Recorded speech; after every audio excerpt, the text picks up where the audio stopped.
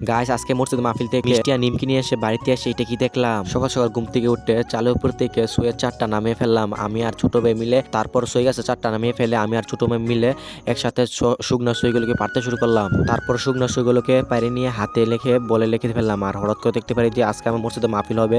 আর তো পাঁচতলার উপরে মাইক লাগাইতেছে যে আজকে মাহফিল হবার জন্য। আর এদিকে হাঁসগুলোকে দেখুন কত সুন্দর করে খাচ্ছে সই পাতাগুলো। আর এই ছোট বাচ্চাকে দেখুন আর মাইকের মাঝে কিভাবে চেয়ে আছে পাঁচতলার উপরে। আর এদিকে আমি মুখ দিয়ে শীষ বাজাচ্ছিলাম।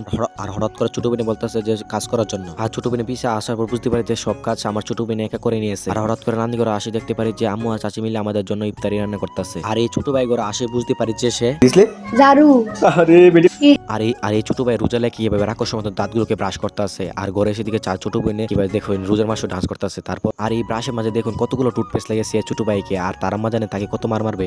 আর ঘর থেকে বের হয়ে দেখি আম গাছের ছোট ছোট আম ধরে ফেলেছে। আর হঠাৎ করে মনে হলো যে আজকে মসজিদ মাহফিল, তাতেই করে যে মিষ্টি ফুটলাগুলো নিয়ে আসলাম।